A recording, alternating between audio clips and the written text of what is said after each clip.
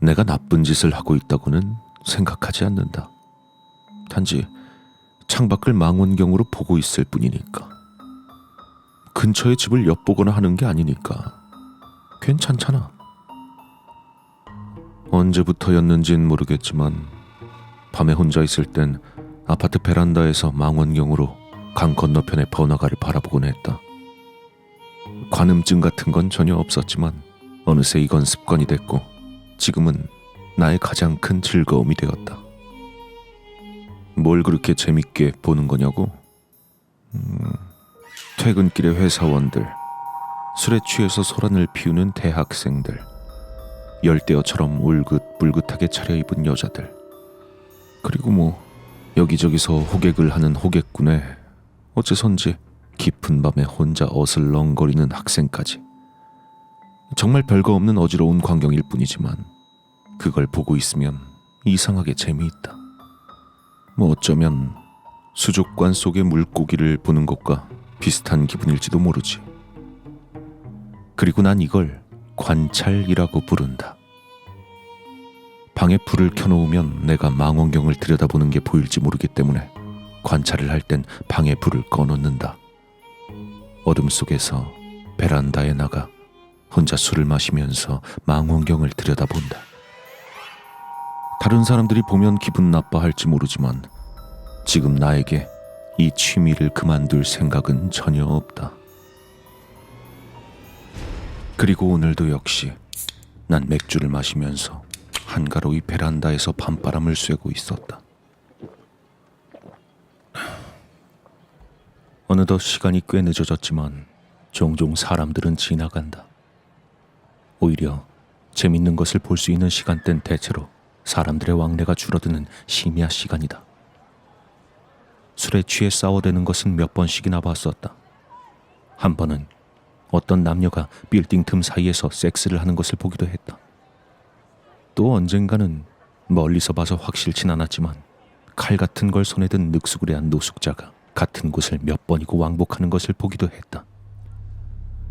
하지만 오늘 내가 보고 있는 것은 만취해서 벽에 기댄 채 정신을 잃은 정장 차림의 남자였다. 솔직히 보고 있을 때 재미있는 사람은 아니었다. 그저 정신을 잃고 앉아있을 뿐이었으니까. 날씨가 그리 춥지도 않아 방치해둔다고 얼어 죽지도 않을 테고 난 맥주 한 캔만 더 마시고 들어가 잘 생각이었다. 그런데 냉장고에서 맥주를 가지고 돌아오자 주저앉아 있던 남자의 주변에 몇 명의 사람이 서 있는 게 보였다. 그리고 그걸 본 난 알 수 없는 위화감이 느껴졌다. 응? 저게 뭐야? 망원경을 통해 자세히 보고 나서야 나는 그 위화감의 정체를 알 수 있었다. 남자를 둘러싸고 있는 것은 유치원에나 다닐 법한 수준의 어린 아이들이었던 것이다. 모두 3명. 멀어서 자세히 보이진 않았지만 아마 사내 아이가 2명이고 여자아이가 1명인 것 같았다. 아무리 심야라곤 해도 종종 이 시간대에 아이들을 본 적은 있었다. 하지만 보호자도 없이 아이들만 3명이 있는 것은 누가 봐도 비정상적이었다. 아이들이 술에 취한 아버지를 마중 나왔나 생각도 해봤지만 지금 시간은 새벽 3시 반이다. 절대로 있을 수 없는 일은 아니었지만 아무래도 가능성이 희박하다. 뭐 하는 거지? 묘하게 신경 쓰이는 광경에 난 계속해서 망원경을 들여다보았다. 아이들은 남자를 둘러싼 채로 서로 이야기를 하고 있는 것 같았다. 간호를 하고 있는 걸까? 갑자기 사내아이 1명과 여자아이가 남자에게 다가간다. 그리고 그 아이들은 간호를 하려는 것이 아니라 마치 짐을 옮기는 것 같이 남자의 양팔을 대충 잡고 엄청난 속도로 질질 끌며 달리기 시작했다. 아무리 2명이라고 해도 그 나이대의 아이들이 어른을 그렇게 빠르게 끌고 갈 수 있을 리 없다. 아니, 성인이라고 해도 힘들 것이다. 마치 꿈이라도 꾸는 기분이었지만 망원경 너머로 꿈이 아니라는 듯 1명 남은 사내 아이가 또렷하게 보이고 있었다. 아이는 방금 전까지 남자가 앉아있던 벽 앞에서 가로등 불빛을 받으며 가만히 서 있었다. 나는 반쯤 무의식적으로 손을 들어 맥주캔을 입가에 가져가 한숨에 다 마셔버렸다.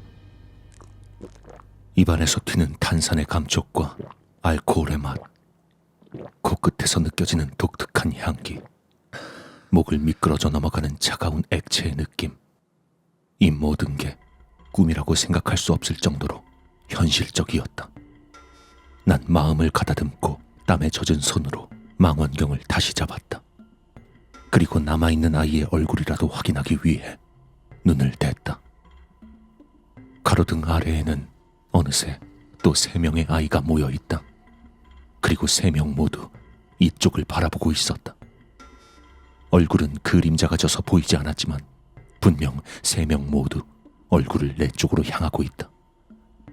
난 겁에 질려 반사적으로 망원경에서 눈을 떼고 일어선다. 그런데 어디 갔어? 육안으로 보이는 강 건너편 가로등 아래엔 아무것도 없었다. 어떻게 된 것인지 혼란에 빠져 다시 망원경에 눈을 댄다. 그리고 시야 한 구석에서 무엇인가가 움직이는 것이 보였다. 그쪽으로 망원경을 옮기자 3명의 아이가 어느새 강을 건너와 있었다. 3명 모두 내 아파트 쪽으로 다가오고 있다. 걷는 모습이 어쩐지 기묘했다. 마치 사람의 가죽을 뒤집어 쓰고 사람인 척 움직이고 있는 것 같이 부자연스러웠다. 그리고 오싹할 만큼 빠르다. 피가 차가워지는 것 같은 초조함에 나는 망원경을 던져버리고 방 안으로 들어왔다.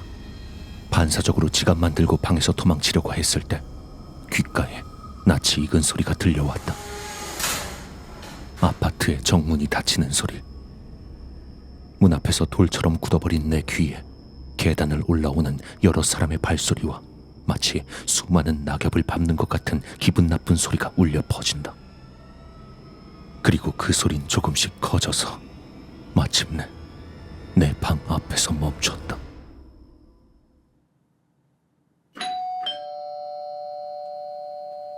초인종이 울린다.